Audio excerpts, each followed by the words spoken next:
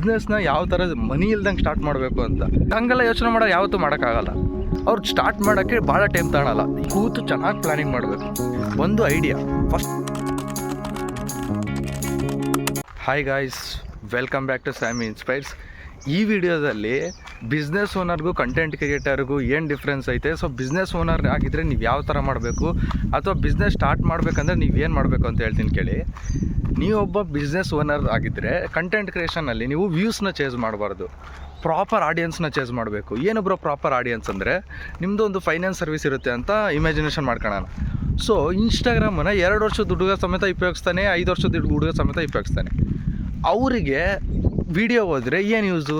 ಒಂದು ವೇಳೆ 15 ವರ್ಷ ಇವಾಗ ಕಾಲೇಜಲ್ಲಿ ಸ್ಟೂಡೆಂಟ್ಸ್ ಇರ್ತಾರೆ, ಎಷ್ಟೊಂದು ಜನ ವೀಡಿಯೋಸ್ ನೋಡ್ತಿರ್ತಾರೆ, ಮಾಡ್ತಿರ್ತಾರೆ. ಅವರಿಗೆ ನೀವು ಫೈನಾನ್ಸ್ ಸರ್ವಿಸ್ ಹೋದರೆ ಏನು ಯೂಸು? ಸೊ ಯೂಸ್ ಇಲ್ಲ. ಸೊ 25 to 35 ಇರೋರ್ಗೆ ಹೋದರೆ ಏನೋ ಒಂದು ಯೂಸ್ ಐತೆ, ಇಲ್ಲ ಬಿಸ್ನೆಸ್ ಓನರ್ಸಿಗೆ ಯೂಸ್ ಐತೆ. ಇದು ನಾನು ಏನು ಕೇಳ್ತೀನಿ ಅಂದರೆ, ತುಂಬ ಜನ ಏನು ಮಾಡ್ತಾರೆ, ವ್ಯೂಸ್ನ ಚೇಸ್ ಮಾಡ್ತಾರೆ. ಬಿಸ್ನೆಸ್ ಓನರ್ಸ್ ವ್ಯೂಸ್ನ ಚೇಸ್ ಮಾಡಬಾರ್ದು, ಪ್ರಾಪರ್ ಆಡಿಯನ್ಸ್ನ ಚೂಸ್ ಮಾಡಬೇಕು.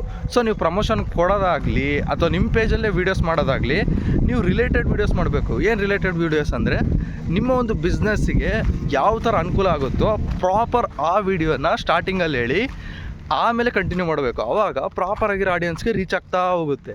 ನೀವೊಂದು ಕ್ರಿಯೇಟರ್ ಪೇಜಲ್ಲಾಗಲಿ ಆ ಕ್ರಿಯೇಟರ್ಸು ಬಯೋನು ಓದಬೇಕು, ಆ ಕ್ರಿಯೇಟರ್ ಯಾವ ವೀಡಿಯೋ ಮಾಡಿದ್ದಾರೆ ಅಂತ ನೋಡಬೇಕು, ಯಾವ ಥರ ವೀಡಿಯೋಸ್ ಮಾಡ್ತಿದ್ದಾರೆ ಅಂತ ನೋಡಬೇಕು. ಸೊ ಈ ಥರ ವೀಡಿಯೋಸ್ ಮಾಡ್ತಿದ್ದಾರೆ, ಫೈನಾನ್ಷಿಯಲ್ ಇದ್ದರೆ ಫೈನಾನ್ಸ್ ವೀಡಿಯೋಸ್ ಮಾಡ್ತಿದ್ದಾರೆ, ಬಿಸ್ನೆಸ್ ವೀಡಿಯೋಸ್ ಮಾಡ್ತಿದ್ದಾರೆ ಅಂದರೆ ಅವ್ರನ್ನ ಟಾರ್ಗೆಟ್ ಮಾಡಬೇಕು. ಯಾವ ಥರ ಟಾರ್ಗೆಟ್ ಮಾಡಬೇಕಂದ್ರೆ ಅವ್ರ ಇನ್ಸೈಟ್ಸ್ ನೋಡಿ, ಏಜ್ ರೇಂಜ್ ನೋಡಿ. ಅದಕ್ಕೆಲ್ಲ ನಿಮ್ಮ ಮಾರ್ಕೆಟಿಂಗ್ ಟೀಮ್ ಇಲ್ಲ ಅಂದರೆ ನಾನು ಹೇಳ್ತಿರೋದು. ಮಾರ್ಕೆಟಿಂಗ್ ಟೀಮ್ ಇರೋರು, ದುಡ್ಡಿರೋರು ಅವರೆಲ್ಲ ಮಾಡ್ಕೊತಾರೆ, ಅದೆಲ್ಲ ಅವರೇ ಅನಾಲಿಸಿಸ್ ಮಾಡಿ ಎಲ್ಲ ಮಾಡ್ತಾರೆ. ಬಟ್ ಯಾರಿಗಿಲ್ಲೋ ಅವರಿಗೆ ನಾನು ಹೇಳ್ತಿರೋದು. ಮತ್ತು ಯಾವುದೇ ಒಂದು ಬಿಸ್ನೆಸ್ ಸ್ಟಾರ್ಟ್ ಮಾಡಬೇಕಂದ್ರೆ ನಾನು ಈ 4 ಪ್ರಿನ್ಸಿಪಲ್ನ ಫಾಲೋ ಮಾಡಿರಿ ಅಂತ ಹೇಳ್ತೀನಿ. ಒಂದು ಐಡಿಯಾ, ಫಸ್ಟು ಒಂದು ಒಳ್ಳೆ ಐಡಿಯಾ ಇರಬೇಕು ನಿಮ್ಮ ಹತ್ರ. ಯಾವ ಥರ ಐಡಿಯಾ ಅಂದರೆ ಸ್ವಲ್ಪ ಡಿಫ್ರೆಂಟ್ ಇರಬೇಕು ಐಡಿಯಾ. ಇವಾಗ ಆಲ್ರೆಡಿ ಬಿಸ್ನೆಸ್ ಎಲ್ಲ ಬಿಸ್ನೆಸ್ಸು ಇದ್ದಾವೆ, ಜಿಮ್ ಇದೆ, ಕ್ಲಾತಿಂಗ್ ಇದೆ, ಫುಡ್ ಇದೆ, ಎಲ್ಲ ಬಿಸ್ನೆಸ್ ಇದೆ. ಇದು ಬಿಟ್ಟು ಯಾವ್ದಾರು ಒಂಥರ ಡಿಫ್ರೆಂಟ್ ಐಡಿಯಾ ಇರಬೇಕು. ಐಡಿಯಾ ಬಂದ ತಕ್ಷಣ ನೀವು ಅದನ್ನು ಯಾವ ಥರ ನಾನು ಸಕ್ಸಸ್ ಮಾಡಬೇಕಂತ ಒಂದು ಪ್ಲ್ಯಾನಿಂಗ್ನ ಮಾಡಬೇಕು. ನೀವು ಒಬ್ಬರೇ ಇರ್ತಿರೋ, ನಿಮ್ಮ ಫ್ರೆಂಡ್ಸ್ ಇರ್ತಾರೋ, ಈ ಫ್ಯಾಮಿಲಿ ಇರುತ್ತೋ, ಏನೋ ಗೊತ್ತಿಲ್ಲ, ಒಟ್ಟು ಎಲ್ಲರೂ ಕೂತು ಚೆನ್ನಾಗಿ ಪ್ಲ್ಯಾನಿಂಗ್ ಮಾಡಬೇಕು. ನೆಕ್ಸ್ಟ್ ಮೂಮೆಂಟೇ ನೀವು ಅದನ್ನ ಎಕ್ಸಿಕ್ಯೂಟ್ ಮಾಡಬೇಕಷ್ಟೇ. ಇಷ್ಟು ಪ್ರೊಸೆಸ್ಸೇ ಮಾಡೋದು. ನೀವು ಯಾವುದೇ ಸಕ್ಸಸ್ಫುಲ್ ಬಿಸ್ನೆಸ್ ನೋಡಿ, ಅವ್ರಿಗೆ ಒಂದು ಐಡಿಯಾ ಅವ್ರ ಹತ್ರ ಇತ್ತಂದರೆ ಅವ್ರು ಸ್ಟಾರ್ಟ್ ಮಾಡೋಕ್ಕೆ ಭಾಳ ಟೈಮ್ ತಗೊಳಲ್ಲ. ಏನಕ್ಕೆ ನಾವೆಲ್ಲ ಮಾಡಲ್ಲ ಅಂದರೆ, ನಾವು ತುಂಬ ನೆಗೆಟಿವ್ ಯೋಚನೆ ಮಾಡ್ತೀವಿ. ಅಂದರೆ ಮಾಡಿದ್ರೆ ಏನಾಗುತ್ತೆ, ಅಯ್ಯೋ ಮಾಡಿದ್ರೆ ಏನಾದ್ರು ಲಾಸ್ ಆಗ್ಬಿಡುತ್ತೋ, ಅದು ಹಂಗೆಲ್ಲ ಯೋಚನೆ ಮಾಡೋದು ಯಾವತ್ತೂ ಮಾಡೋಕ್ಕಾಗಲ್ಲ.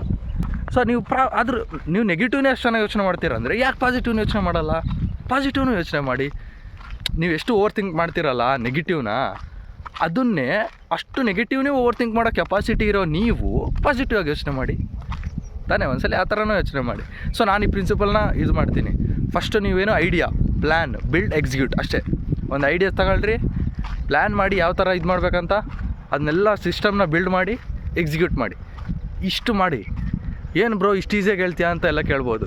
ಬಿಸ್ನೆಸ್ ಇರೋದೇ ಈಸಿ. ನಾವೇನು ಗೊತ್ತಾ, ನಮ್ಮ ಮನೇಲೆಲ್ಲ ಹೇಳ್ತಾರೆ, ಏನಪ್ಪ ನಿಮ್ಮ ಮನೇಲಿ ಯಾರಿಗೆ ಕೇಳ್ರಿ, ಹೋಗ್ಬಿಟ್ಟು ಮನೇಲಿ ನಾನು ಏನೋ ಮಾಡ್ತೀನಿ ಅಂತ ಹೇಳಿ ಮತ್ತೆ ಆಗ್ಬೇಕು ಬಿಡಪ್ಪ ಬೇಡ ಅಂತಾರೆ. ಸೊ ಅವ್ರಿಗೆ ಒಂದು ಭಯ, ಯಾಕಂದರೆ ಇನ್ವೆಸ್ಟ್ಮೆಂಟು ದುಡ್ದಿರೋದಿರುತ್ತೆ, ಅದು ಕಳ್ಕೊಂಬಿಟ್ರಿ ಅಂತ ಭಯ. ಸೊ ಅದಕ್ಕೆ ನೀವು ಯಾವ ಬಿಸ್ನೆಸ್ಸಲ್ಲಿ ನಾನು ಇನ್ವೆಸ್ಟ್ಮೆಂಟ್ ಕಮ್ಮಿ ಮಾಡಿ ಜಾಸ್ತಿ ಅಮೌಂಟ್ ತೆಗಿಬೋದು, ಅಥವಾ ಇನ್ವೆಸ್ಟ್ಮೆಂಟೇ ಇಲ್ದಂಗೆ ಯಾವ ಬಿಸ್ನೆಸ್ಸಲ್ಲಿ ನಾನು ಜಾಸ್ತಿ ಪ್ರಾಫಿಟ್ ಮಾಡ್ಬೋದು ಅಂತ ಯೋಚನೆ ಮಾಡಬೇಕು. ಇವಾಗ ಕೆಲವ್ರು ಕಮೆಂಟ್ ಆಗ್ಬೋದು, ದುಡ್ಡಿಲ್ಲಂಗೆ ಬಿಸ್ನೆಸ್ ಮಾಡ್ಬೋದೇನಪ್ಪ ಶಿಷ್ಯ ಅಂತ. ದುಡ್ಡಿಲ್ದಂಗೆ ಈಸಿಯಾಗೆ ₹1 ಇಲ್ದಂಗೂ ಎಷ್ಟೋ ಜನ ಸರ್ವಿಸ್ ಬೇಸ್ಡ್ ಎಲ್ಲ ಮಾಡಿ, ನನ್ನ ಫ್ರೆಂಡ್ಸ್ ಎಷ್ಟೋ ಜನ ಚೆನ್ನಾಗಿ ದುಡಿತಿದ್ದಾರೆ. ಚೆನ್ನಾಗಿ ಅಂದರೆ 30-40 ಸಾವಿರ ಅಂತೂ ಯಾರ್ದು ಕೈ ಕೆಳಗಿಲ್ದಂಗೆ ಆರಾಮಾಗಿ ದುಡಿತಿದ್ದಾರೆ. ಸೊ ನಾನು ಅವ್ರನ್ನೆಲ್ಲ ಕಣ್ಣಾರೆ ನೋಡಿರ್ತೀನಲ್ಲ, ಸೊ ನನಗೆ ಅದೇನು ಒಂಥರ ಸರ್ಪ್ರೈಸ್ ಆಗೋಲ್ಲ. ಬಟ್ ನೀವು ನೋಡಿರ್ತಿರೋ ಇಲ್ಲೋ ಸರ್ಪ್ರೈಸ್ ಅನ್ಸ್ಬೋದು ನಿಮಗೆ. ಬಟ್ ಕೆಲವ್ರು ನೋಡಿರೋರಿಗೆ ಏನು ಅನ್ಸಲ್ಲ. ಹಾಗೆ ಇನ್ವೆಸ್ಟ್ಮೆಂಟೇ ಇಲ್ದಂಗೆ ಸ್ವಂತ ಬಿಸ್ನೆಸ್ ಮಾಡಿ, ಸರ್ವಿಸ್ ಬೇಸ್ಡ್ ಬಿಸ್ನೆಸ್ ಮಾಡಿ ಆರಾಮಾಗಿ ಇದು ಮಾಡಿದ್ದಾರೆ. ಸ್ಟಾರ್ಟಿಂಗ್ ಇನಿಷಿಯಲಾಗಿ ಒಂದು 10,000 ಖರ್ಚಾಗಿರ್ಬೋದು ಅವ್ರದ್ದು ಬಿಟ್ಟರೆ, ಅಷ್ಟು ಚೆನ್ನಾಗಿ ಮಾಡಿದ್ದಾರೆ. ಸೊ ಯಾವ್ಯಾವ ಬಿಸ್ನೆಸ್ಸು ಯಾವ್ಯಾವ ಥರ ಮಾಡಿದ್ದಾರೆ ಅಂತೆಲ್ಲ ನನಗೆ ಗೊತ್ತಿರೋ ಪ್ರಕಾರ ಅವ್ರ ಹತ್ರ ಎಲ್ಲ ತಿಳ್ಕೊಂಡು ನಾನು ನೆಕ್ಸ್ಟ್ ವೀಡಿಯೋದಲ್ಲಿ ಅದ್ರ ಬಗ್ಗೆ ಇನ್ನೂ ಡೀಟೇಲಾಗಿ ವೀಡಿಯೋ ಮಾಡಿ ಹಾಕ್ತೀನಿ. ಸೊ ಆ ಥರ ಮಾಡೋದ್ರಿಂದ ನಿಮ್ಮ ಬಿಸ್ನೆಸ್ ಇಂಪ್ರೂವ್ ಆಗುತ್ತೆ. ಕಂಟೆಂಟ್ ಕ್ರಿಯೇಷನ್ನ ಯೂಸ್ ಮಾಡ್ಕೊಳ್ರಿ. ಕಂಟೆಂಟ್ ಕ್ರಿಯೇಷನ್ ಅಂತಲ್ಲ, ಮೇನ್ ನಿಮ್ಮ ಬಿಸ್ನೆಸ್ ಮುಂದೆ ಹೋಗ್ಬೇಕಂದ್ರೆ ಏನೇನು ಸಿಗುತ್ತೋ, ಏನೇನು ಸಾಧ್ಯ ಆಗುತ್ತೋ ಎಲ್ಲನೂ ಟ್ರೈ ಮಾಡಿ. ವಾಟ್ಸಪ್ ಚಾನಲ್ಲು ಕ್ರಿಯೇಟ್ ಮಾಡಿ ಬೆಸ್ಟು. ಆ ಥರ ಡಿಫ್ರೆಂಟಾಗಿ ಟ್ರೈ ಮಾಡಿ ಬಿಸ್ನೆಸ್ನ ಅಷ್ಟೇ. ಒಳ್ಳೊಳ್ಳೆಯಾಗಿ ಏನೇನು ಮಾಡ್ಬೋದು ಮಾರ್ಕೆಟಿಂಗಿಗೆ. ಇನ್ನೊಂದೇನು ಗೊತ್ತಾ, ನಿಮ್ಮ ಸರ್ವಿಸ್ ತುಂಬ ಚೆನ್ನಾಗಿದ್ದರೆ ಅವರೇ ಬಂದು ನಿಮ್ಮ ಸರ್ವಿಸ್ನ ತಗೊಂತಾರೆ. ಇದನ್ನು ಏನಕ್ಕೆ ಹೇಳ್ತಿದ್ದೀನಿ ಅಂದರೆ, ಇವಾಗ ಫಾರ್ ಎಕ್ಸಾಂಪಲ್ ನಮ್ಮ ಅಮ್ಮಂಗೆ ಅಲ್ಲಿ ನೋವಾಗಿತ್ತು. ಆ ಡಾಕ್ಟ್ರಿಗೆ ಹತ್ರ ಎಷ್ಟು ಜನ ಅಂದರೆ ನಮ್ಮ ಅಮ್ಮಂಗೆ ಯಾರೋ ಅಲ್ಲೂ ಅದು ಅಂದರೆ ಹೇಳಿರೋದು, ಅಂದರೆ ಏನು ಯಾವ ಥರ ಅಂದರೆ ಫಾರ್ ಎಕ್ಸಾಂಪಲ್ ಈಗ ಚೆನ್ನಾಗಿ ಮಾಡ್ತಾರೆ ಆ ಥರ ಹೇಳಿರೋದು ಒಬ್ಬರಿಂದ ಒಬ್ರಿಗೆ. ಸೊ ನಿಮ್ಮ ಸರ್ವಿಸ್ ಚೆನ್ನಾಗಿದ್ದಾಗ ಜನಗಳೇ ಕಸ್ಟಮರ್ಗಳೇ ಹೇಳ್ತಾರೆ ಓ ಚೆನ್ನಾಗೈತೆ ಅಂತ. ನೀವು ಮಾರ್ಕೆಟಿಂಗ್ ಮಾಡಿದ್ರು ಆ ಮಾರ್ಕೆಟಿಂಗಿಗೂ ಇದಕ್ಕೂ ಭಾಳ ಡಿಫ್ರೆನ್ಸ್ ಇರುತ್ತೆ. ಅದು ಫುಲ್ ಟ್ರಸ್ಟ್ ಬೆಳೆಯುತ್ತೆ ಇದಕ್ಕಿನ್ನು, ಸರಿನಾ? ಆ ಥರ ಹಂಗೆ ನಿಮ್ಮ ಸರ್ವಿಸ್ನೂ ಚೆನ್ನಾಗಿರಬೇಕು, ಒಳ್ಳೊಳ್ಳೆ ಸರ್ವಿಸ್ ಕೊಡಬೇಕು. ಆ ಥರ ಇದ್ದರೆ ನಿಮಗಿನ್ನೂ ಹೆಲ್ಪ್ ಆಗುತ್ತೆ ನಿಮ್ಮ ಬಿಸ್ನೆಸ್ಸಿಗೆ. ಇದು ಸ್ಪೆಸಿಫಿಕ್ ಮಾರ್ಕೆಟಿಂಗ್ ಬಿಸ್ನೆಸ್ಸು. ಸೊ ನಿಮಗೆ ಇನ್ನೂ ಏನಾದರೂ ಕಮೆಂಟಲ್ಲಿ ಏನಾದರೂ ಇಂಟ್ರೆಸ್ಟ್ ಇರೋರು ಯಾರಾದರೂ ಒಬ್ರು ಹಾಕಿದ್ರು ಸಾಕು. ನೆಕ್ಸ್ಟ್ ವೀಡಿಯೋದಲ್ಲಿ ನನಗೆ ಇದು ಆಸೆ ಇದೆ, ಬಿಸ್ನೆಸ್ನ ಯಾವ ಥರ ಮನಿ ಇಲ್ದಂಗೆ ಸ್ಟಾರ್ಟ್ ಮಾಡಬೇಕು ಅಂತ. ಯಾಕಂದರೆ ತುಂಬ ಜನ ಹತ್ರ ಭಾಳ ಒಳ್ಳೆ ಐಡಿಯಾಸ್ ಇರುತ್ತೆ, ಬಟ್ ಬಿಸ್ನೆಸ್ಗೆ ದುಡ್ಡು ಬೇಕಂತ ಅಂದ್ಕೊಂಡಿರ್ತೀವಿ. ಸೊ ನೋಡೋಣ, ಅದನ್ನೊಂದು ವೀಡಿಯೋ ಮಾಡೋಕ್ಕೆ ಟ್ರೈ ಮಾಡ್ತೀನಿ. ಬಟ್ ಮಾಡ್ಬೋದು, ಪಾಸಿಬಿಲಿಟಿ ಇದೆ. ಬಟ್ ಟೈಪ್ ಆಫ್ ಬಿಸ್ನೆಸ್ ನೀವು ಚೂಸ್ ಮಾಡೋದ್ರ ಮೇಲೆ ಡಿಪೆಂಡು.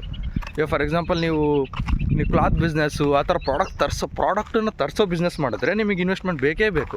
ಸೊ ಅದು ಬಿಟ್ಟು ಯಾವ ಥರ ನೀವು ಸರ್ವಿಸ್ ಬೇಸ್ಡ್ ಬಿಸ್ನೆಸ್ಸಲ್ಲಿ ಮನಿ ಇಲ್ದಂಗೆ ಸ್ಟಾರ್ಟ್ ಮಾಡ್ಬೋದು ಅದೆಲ್ಲ ವೀಡಿಯೋ ಮಾಡೋಣ, ಕಲಿಯೋಣ, ಏನಾರು ಒಂದು ಟ್ರೈ ಮಾಡೋಣ ಹೊಸದಾಗಿ, ಸರಿನಾ?